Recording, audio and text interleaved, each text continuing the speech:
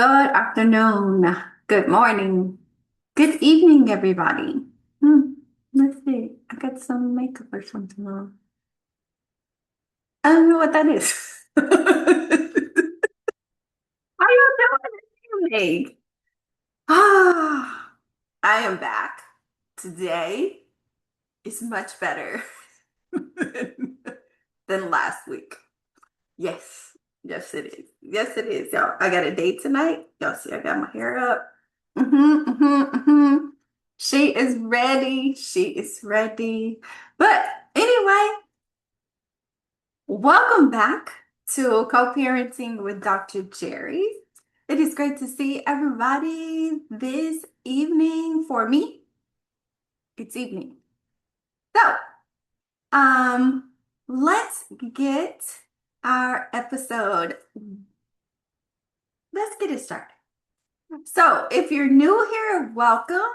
If you have been with me for a while, which I've been on maybe a little bit over a year now, you already know what we do on this channel. We talk everything co-parenting and we pretty much keep it real. Like this is real life, real things that have either happened to me or other co-parents that I know. And we just talk about it. And I give you strategies, I give you actions that you can help uh, your co parenting relationship with. So it's no fluff, no pretending, it's easy. And we're going to start from the last episode. So, in my last episode, we had an honest conversation about raising kids across two homes that have two different standards or sets of rules, right? Today, we are continuing our series on building healthy co parenting systems by talking about another thing that almost every co parent experiences, and that is transitions. Now, if you didn't know, once again, if you don't know who I am Dr. Jerry Johnson. I am the creator of Co-Parenting with Dr. Jerry. And I am here to help you with your co-parenting relationship.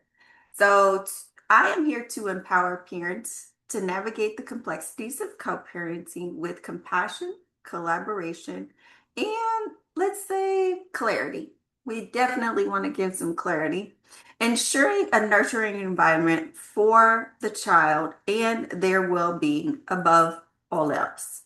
So, today, as I was saying, we're going to talk about transitions. And I'm going to go back to this is a continuance of a series of about 6 episodes that I'm going to be doing on building healthy co-parenting systems. So, last episode, I talked to you about some systems and some things that you can put in place, some strategies and actions for when your child or children are going between two households and those two households have different standards and or different rules.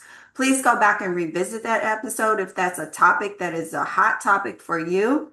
But today we're going to talk about transitioning children or a child between the two households. Specifically, we're going to talk about drop-offs and pickups. Okay? Because you know these transitions, you know how this happens. You know, people may have parking lot exchanges, people may have driveway handoffs. You know, how are you transitioning your child or your children from one household to another? My ex-husband and I, for example, our we didn't have a face-to-face transition because one of us was always picking up my daughter from school or dropping her off to school, and she transitioned from school. So there was no, face to face for us. We were either picking her up from school, that was our transition for the weekend or for the week, or we were dropping her off at school, and that was our transition. But some people have, their way that they do things. And these moments, your child or your children may end up like clinging to you or being emotional or something like that. And those types of transitions actually suck. Okay. So sometimes drop offs and pickups do suck, depending on the type of transition that you're doing, because they can be awkward for children. They can be emotional. Well, actually, they can be awkward for everybody. They can be emotional for everybody. They can be tense if you don't have a good relationship with your co-parent. And sometimes it can be a full-blown meltdown, either for the kids or the adults. And I'm going to give you guys some stories about things that I have seen just being out working in schools, or even, I've worked at Starbucks, I've worked at Bath and Body Works, like just being out in the world, seeing some of these transitions happen because I noticed when they happen because I was one of those people, right? Or I was an educator where the parents would drop off and pick up and things like that. So today we're going to talk about why these transitions are so emotionally loaded, and why do kids struggle during these exchanges sometimes. The We're going to talk about the biggest mistakes that parents make during drop-offs, and then how to create transitions that are calmer, hopefully smoother, and way less stressful for everybody who is involved. Because the truth is, transitions set the emotional tone for your entire parenting experience. So when you are picking up or dropping off your child, whatever happens at that time, it sets the emotional tone for that time that they're going to be with you. So if you have a transition that is chaotic, most of the time that is going to continue into the visit that they have with you, no matter how many days they're with you. Even if they're with you for 5 days, like my daughter used to be, by the third or fourth day was when things would probably calm down, and then she's leaving on the fifth, right? So when we have transitions that are calm, when we have transitions that are predictable, um, it makes it's so much better for the kids to feel safe moving between those two households and the two different worlds that they have to navigate. Okay, so let's go ahead and get into it. Let's talk about why transitions are so hard for children. Okay, transitions are not just, we're going to meet here, we're going to drop off at this time, or what have you. They're not just logistical. You're not just dealing with logistics, because you have whole humans that are going through this experience as well. So these transitions are emotional shifts that children have to make. They are not just going from one house to another. They're going from one routine to another. And we talked about how that could be different last week, right? Depending on the household, the standards may be different, the routines may be different, the expectations may be different. So they're not just dropping off and going. They are shifting their emotions, they're shifting their behaviors, they're shifting their expectations. Even my daughter talked about this in the 2 episodes that I did with her. If you want to revisit those, you're welcome to go back and look at those episodes. But they're going from one routine to another, one parenting style to another, one emotional environment to another. And sometimes leaving the other parent that they love behind to go to another parent that they also love, that's a lot for a kid to process. They don't want to hurt the other parent. They don't want the other parent to be upset with them or mad with them because they're happy to go see their other parent. So even when both homes are healthy, transitions can still bring up these types of feelings. Okay. I mean, they could be excited, but then also they could be sad, or they could have some anxiety about some things. two things or three things or four things can exist at once in this particular instance. Okay. So kids may worry like, will my mom miss me? They might be like, will my dad be upset if I actually have fun over there? Sometimes kids feel like they are switching emotional, let's say, teams, like team mom or team dad, even though they shouldn't have to, even though they shouldn't have to. And that's why drop-offs and pickups can become emotional pressure points for children. I have seen parents drop off at school. Sometimes children walk in the morning and they know that they're getting ready to go to their mom's house that week or their dad's house that week. And I can tell on that Monday when they're switching households because that emotional piece, you can see all over them. So when a child cries during transitions, which I used to deal with a lot of that in a classroom, it doesn't always mean that they don't want to go like where they're going or something like that, or they don't love the other parent whose house they're going to. It doesn't always mean that something is wrong. It just simply means that their emotions are catching up with that transition. It's just like some of us, as adults, we go through difficult times and we end up crying, or it might be a happy cry. For example, I cried, when I graduated with my PhD or what have you. But my emotions were catching up with the moment because all throughout, trying to finish the PhD, it took me 9 years, y'all, 9 years. Um, I had to keep it moving, right? I had to lock in. And the emotions of finally being done and recognizing that I was done hit me like a ton of bricks.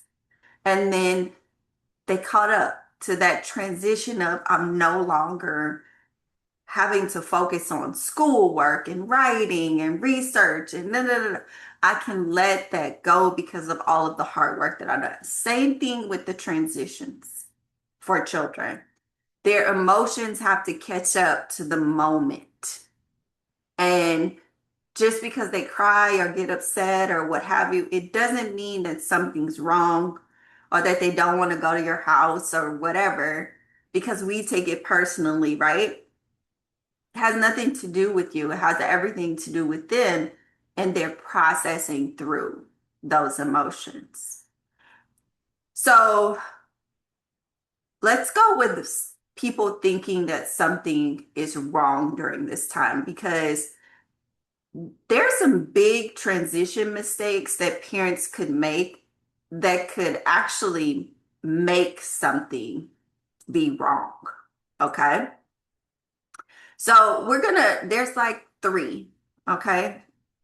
Yeah. Let me do three. Three of the biggest mistakes that I kind of know. So the biggest transition mistakes that parents can make during drop-offs and pickups. And listen, this is like a judgment-free zone, y'all. I'm not saying anything to judge you or saying that you're doing something wrong. These are just the biggest things that I've seen, in my opinion, the mistakes that we make as parents during transitions that cause our children to have to kind of like process emotions either quickly or for us and not for themselves and things like that. So I've seen a lot of parents make these three. I'm just going to do the top three mistakes. So number one is making the transition about you or about the parents, the other co-parent. Sometimes the tension between adults shows up during exchanges. And I've seen it happen when I'm working in certain places and or even if I'm just out and I'm going to the coffee shop or something like that and I see these exchanges happen. Let me tell you what this kind of looks like though. It may look like you're transitioning the kids and you just push the kids over to the other parent with just silence. But you're looking at the other parent and you got this frown on your face because you hate to send the kids with this parent, right? So the kids feel that. They hear when you make passive aggressive like comments to the other co-parent as well. Like, be sure you do X, Y, and Z because you didn't do it last time or what have you. They see your eyes rolling.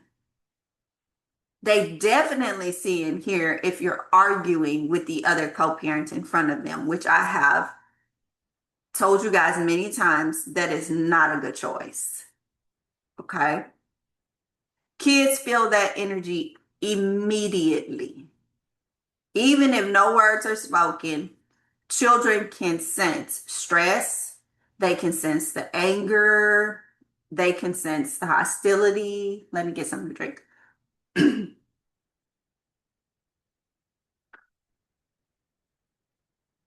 All right.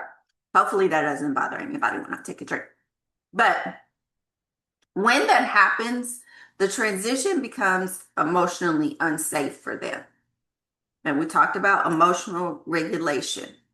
Kids begin, kids will begin to then associate the exchanges, the transitions with conflict. So then every time, it only has to happen once or twice, for them to have a transition or an exchange, and they know it's coming, and they know what they've seen before, and they will believe that it's going to be a pattern. So they're going to go into that exchange thinking that it's about to be a problem. Their body gets tense, their emotions get high, they may start crying ahead of time. You know, they may say they don't want to go and this and that, and they're saying they don't want to go most times. Sometimes it's a legitimate thing, but they're saying they don't want to go because they've seen the conflict that you all have when you do the transitions. And they don't want that. They don't want that. So the first mistake is making the transition about you and not about making the kids comfortable with the transition. All right. Mistake number two is lingering around too long. We have these helicopter parents, they could be men or women, that stay around too long and just do too much. Y'all doing too much. Let the kids be kids. Let them have a sense of independence. Okay. And this one may surprise parents a lot, but when a child gets emotional, parents try to extend the goodbye, and that doesn't make it better. You lingering around when a child gets emotional is not helping. It's just like when I was teaching kindergarten and parents used to bring the kids to class the first day and they want to hang around while the kid has a tantrum. That's not helping me.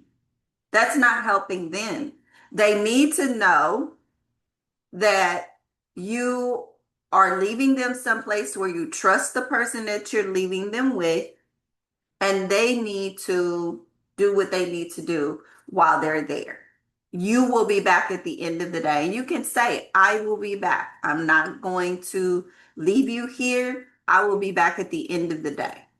All those hugs and all that hanging around and all that type of that doesn't do anything but intensify the emotions that they have. And all it does is extend the tantrum. Okay? All these long goodbyes to kids, you may think that they're nice, but it really shows them, oh, this moment must be really big and it must be really scary. Why? Because my mom is staying around longer, so I must not be safe here. Okay? I'm going to tell you what helps. Shorter and more confident transitions help children to adjust more quickly. And if you talk to them about it before you drop them off, You can tell them everything that you need to tell them about you're going to be safe, you're going to be fine, you're going to school, you're going to have a great day, or you're going to dad's house, you're going to have a great time. And on Friday, I'm going to pick you up and then we'll go do this and we'll go do that. You just make sure you have fun, at your dad's house. Short and confident transitions help them to adjust more quickly. Even if they do have a quick little meltdown, the moment that you step out of that door and they are with the other parent, typically they are fine. They will stop crying. You can call or check on them, and make sure they're okay about 20, 30 minutes later and leave it at that. Most of the time, they'll be fine. 99.9% of the time, they'll be fine. Okay. So, mistake number 2 was making the transition longer. We don't want to do that. All right. Mistake number 3 is something we talked about in the last episode we should not be doing, and that's interrogating kids after you pick them up. You're asking them questions, or if they call you and you have a conversation with them and you asking them all these questions about what's going on there, if they're not saying anything is wrong, or you're not sensing anything is wrong, okay, you should not be interrogating your kid. You should not be asking them, what do you do over there? Did they feed you? Who was at the house? Kids will feel like they are being asked to report on their other parent. That creates tension in your child. They should not be snitching on the other parent. They should not feel like they have to snitch on the other parent for you to want to talk to them or what have you. They shouldn't feel that way. That creates a tension within them. It's almost like loyalty to the other parent that they should not have to feel.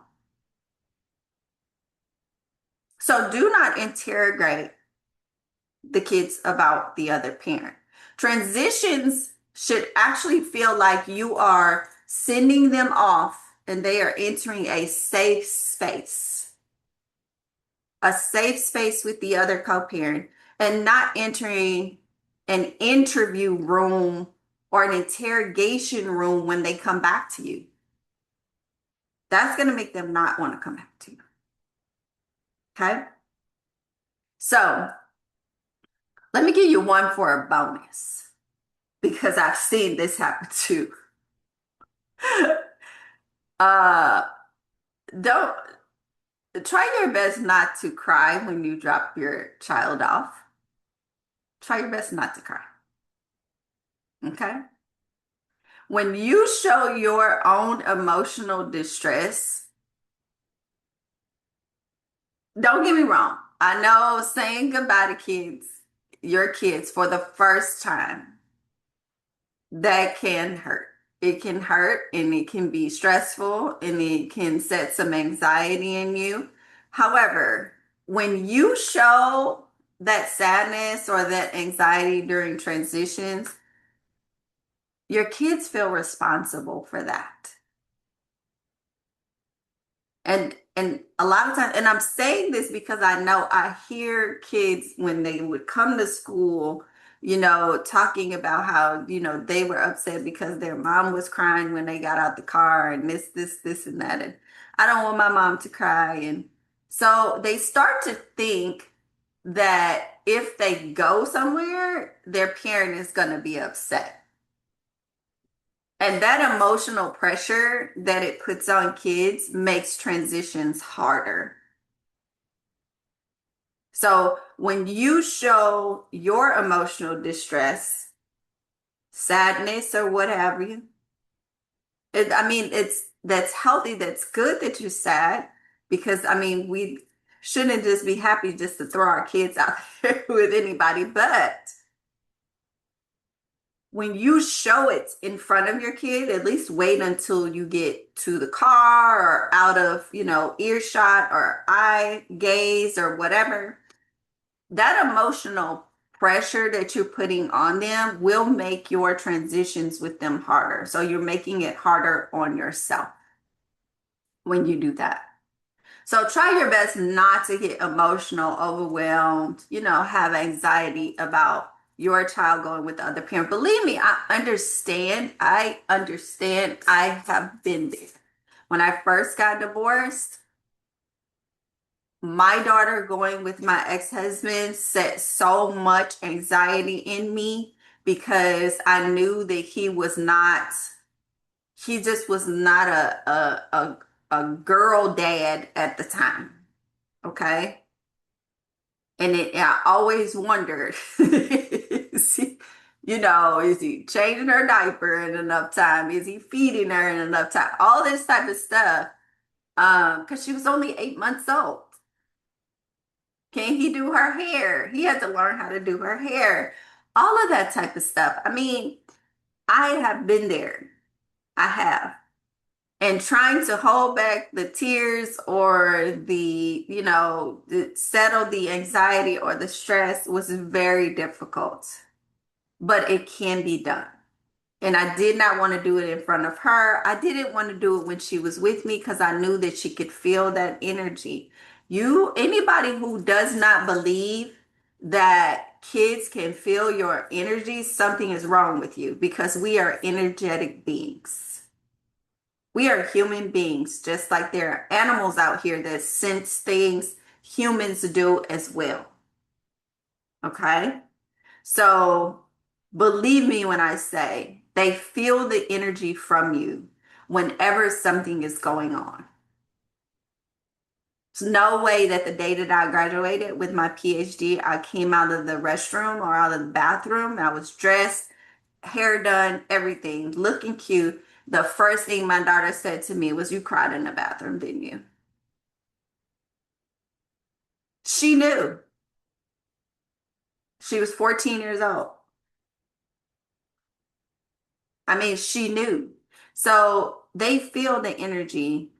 Try your best to regulate that energy or those emotions while you are around them. When you get away from them, then let it out. It needs to be released.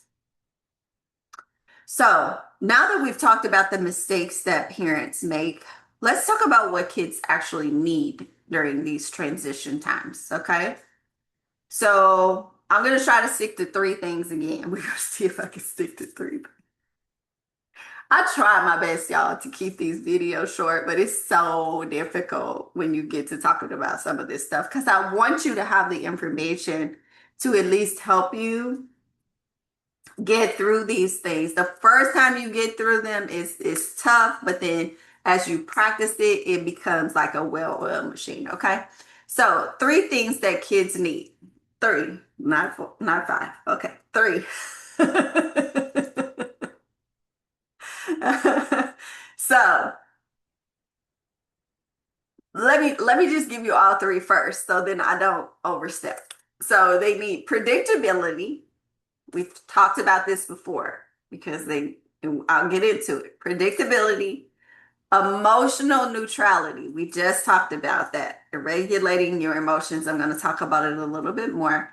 And permission. Oh, this is the big one. Permission to be able to love both homes. We need to give them that permission and not, we'll talk about it in a second. Okay. So number one, let's talk about predictability. So when you transition consistently, for example, your child or your children are on a regular visitation schedule with the other co-parent, even if it's just weekends with the other co-parent, when it is consistent, the kids feel secure. We talked about this a long time ago with consistency in my characteristics for effective co-parenting. So if the exchanges constantly change times, they change locations, they change, or the expectations of how the exchanges happen, the kids are going to feel unstable. We talked about that too. They need to feel the stability.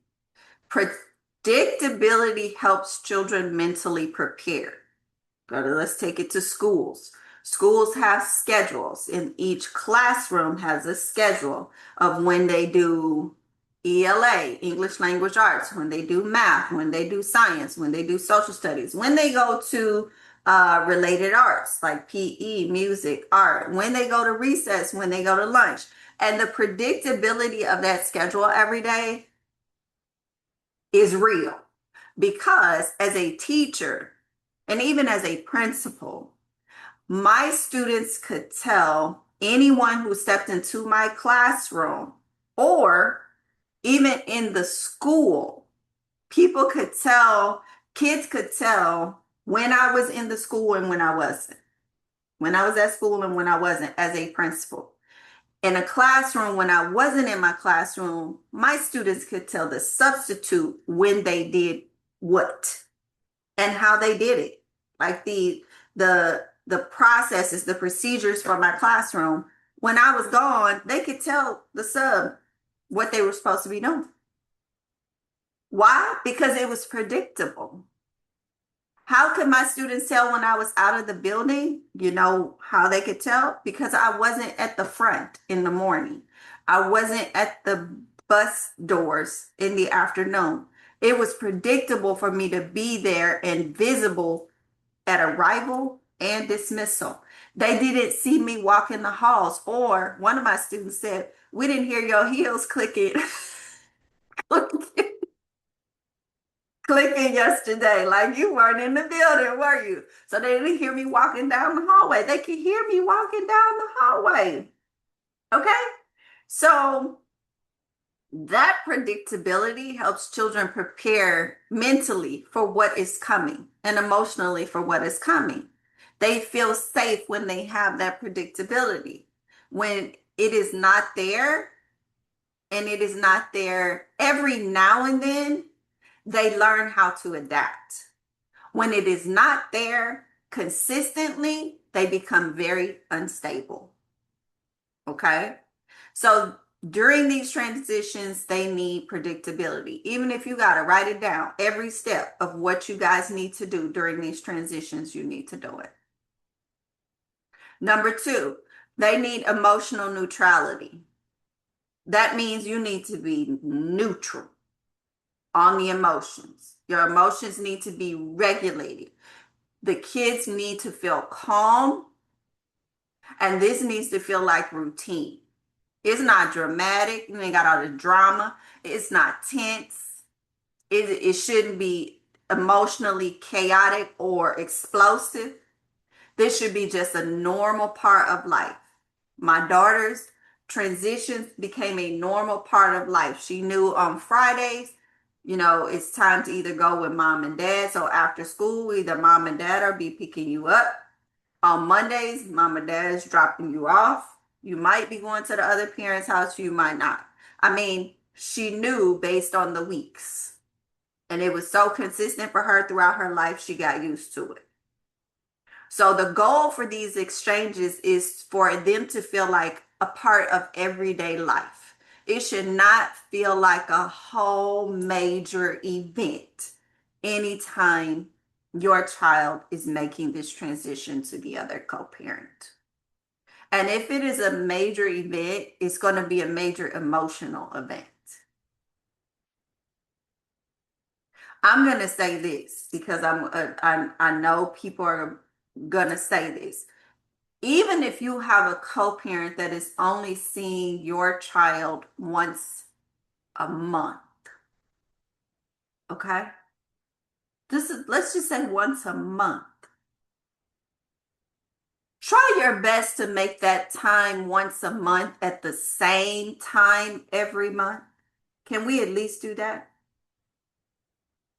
Because at least you can block it off on the calendar. You can have that, you both can have that time set aside. You both can plan what the transition is, or the pickup or drop off is going to look like. It gives you time to set all of this up for it to be a routine in their life.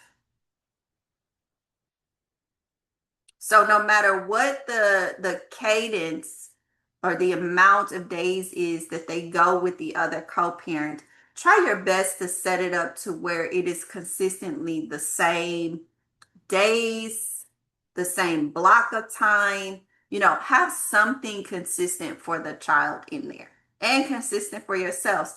That is only helping you when it's like that. When it's not like that, it's hurting you and the other co-parent. The other co-parent may not feel like it's hurting them, but it is. To be here, there, and everywhere and so chaotic, that's bad energy. It's not good energy. It's not healthy energy. Okay. So the second one was to be emotionally neutral. Third, give your child or children permission to love both homes. That means that they should never feel like enjoying the other co-parent's home means that the, you know, the mom or the dad or the other co-parent is being betrayed or, should be upset or anything like that. They shouldn't feel like enjoying both homes and enjoying the time they have at both homes. Like something's wrong with that. Like they have to enjoy one home more than the other, or one parent is better than the other, or that goes back to what we talked about in the last episode of you trying to one up the co-parent, the other co-parent. That's crazy. Once again, you making more stress on yourself. Why are we doing this to ourselves? Kids just want both parents. That's it. So you can help your kid by saying things like, have a great time with your mom, or have a great time with your dad, or tell your dad I said hi, or tell your mom I said hi. Like, let the kid or kids know that you don't have to choose between either one of us. We're both going to be here for you to do what we can for you to the best of our ability. So yes, I want you to enjoy your time with your dad. Yes, I want you to enjoy your time with your mom. And I'll see you when you get finished, like when you come back. So that's number three. Three. Give them permission to love both homes and enjoy the time in both homes that they have. All right.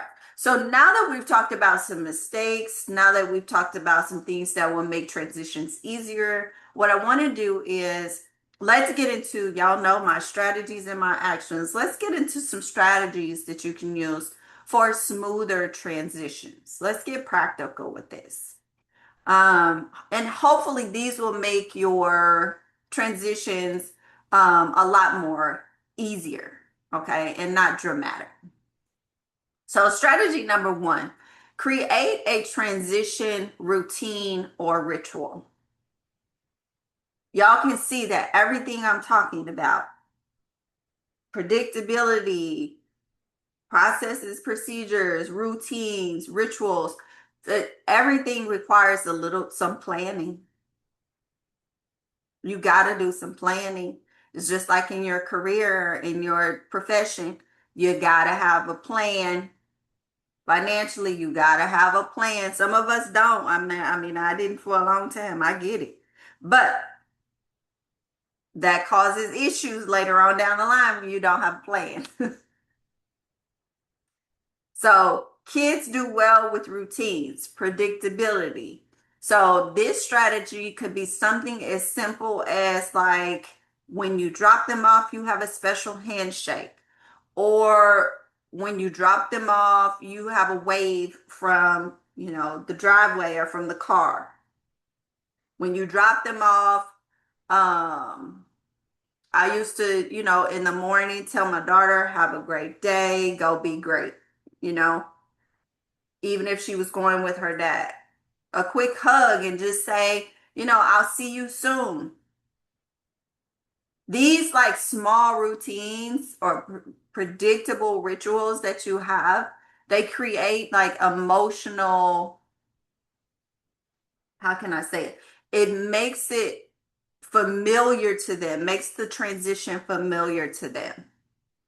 So emotional familiarity, I guess. That's a hard word to say. Familiarity. All right. In layman's term, the child knows what to expect. Let's put it simple. Keep it simple. Keep it simple.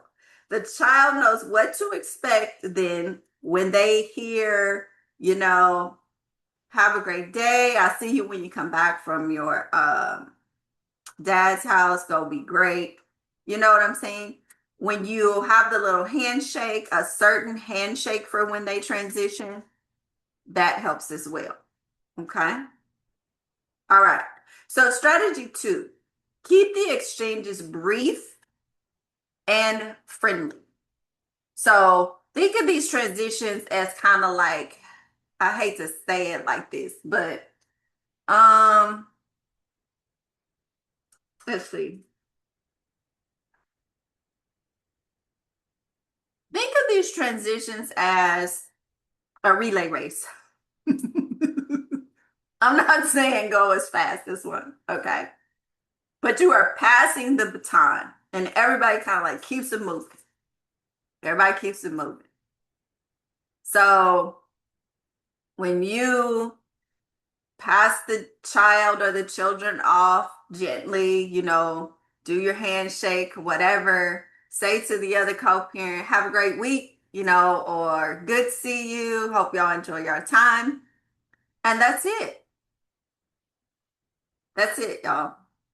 It's no need to extend a conversation or anything like that unless it's absolutely necessary. Unless there is something important that you need to say, no need to extend the conversation. And this was the thing with my daughter because she was picked up on her transitions from school. I didn't even have to see my ex-husband.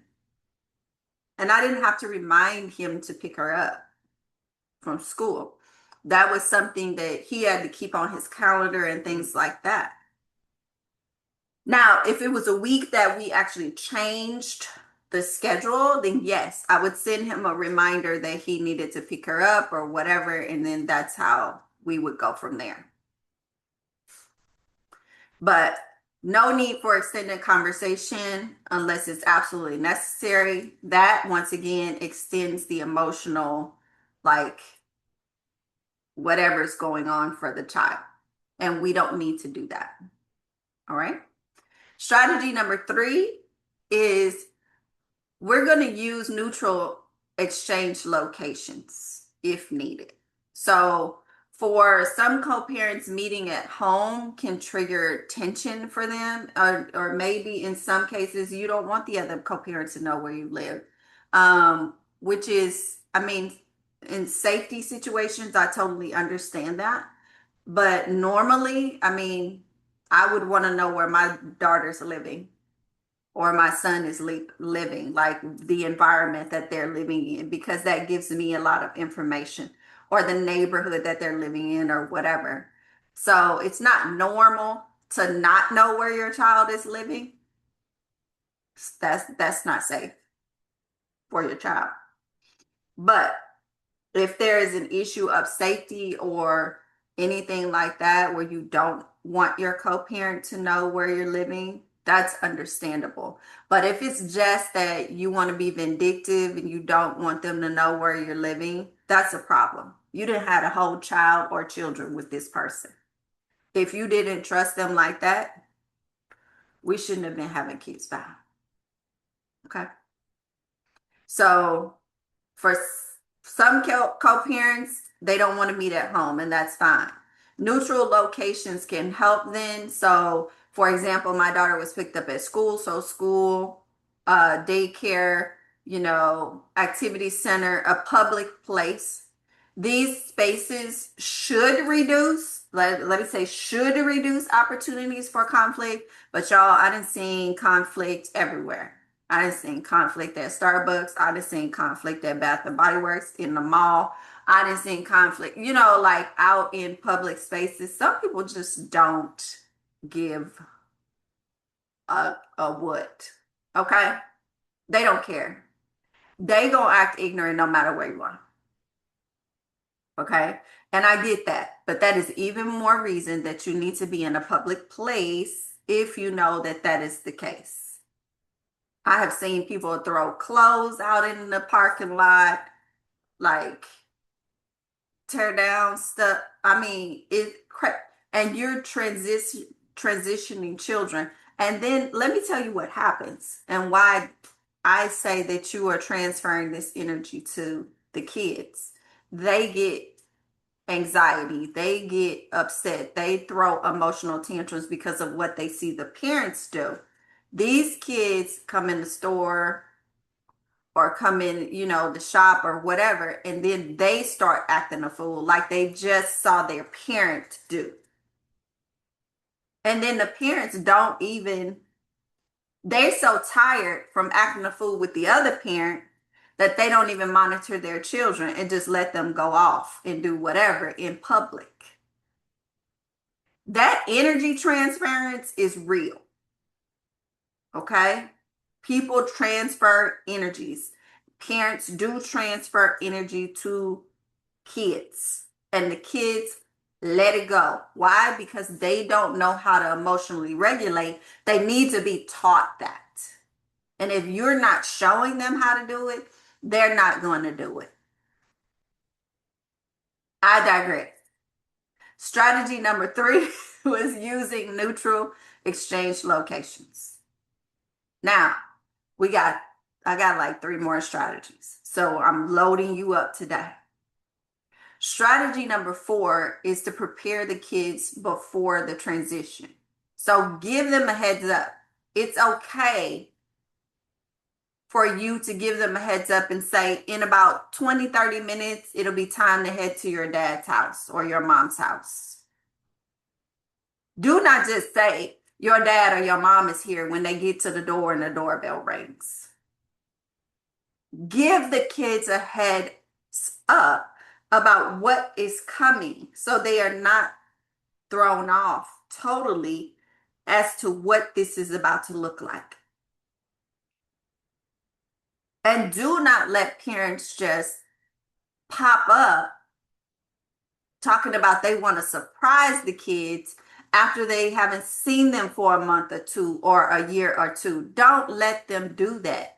Give your child the respect and the dignity and the ability to emotionally regulate before this parent comes back into their life after not seeing them for so long.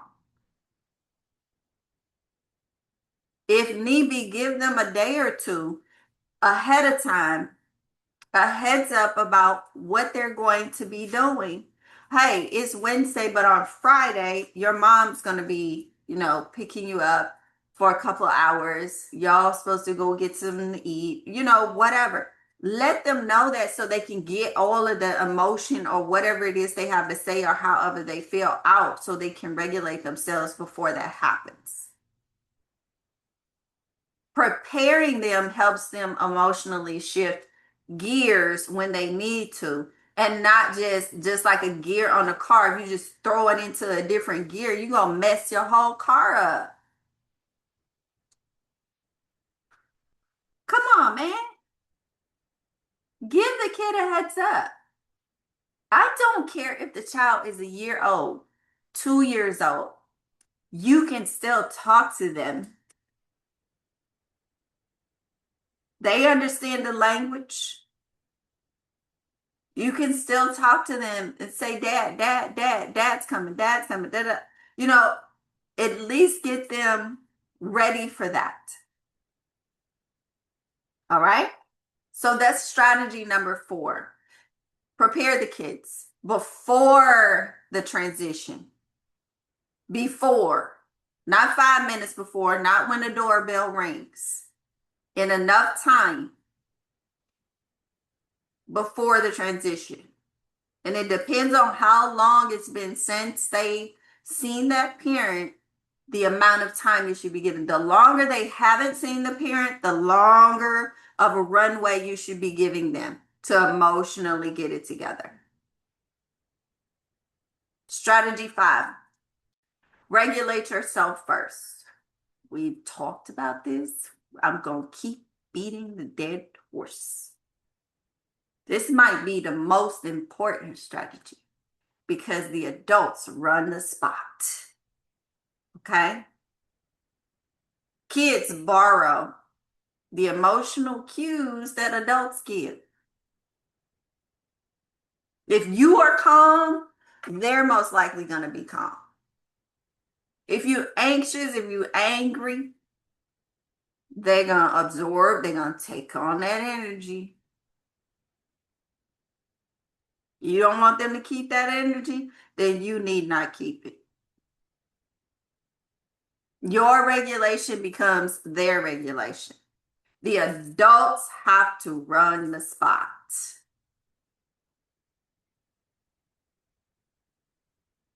You have to show them how to regulate themselves. Okay? So, strategy number 5 was the last strategy, but the most important. Regulate yourself first. Right? Now, with all of this, transitions can still be hard. I know you're going to say, yeah, we tried X, Y, and Z, da, da, da, da. Consistency, and you keep pressing it, doing what you need to do. And over time, it does change. It does change. But sometimes, even with all the right strategies, kids still struggle, and that's normal.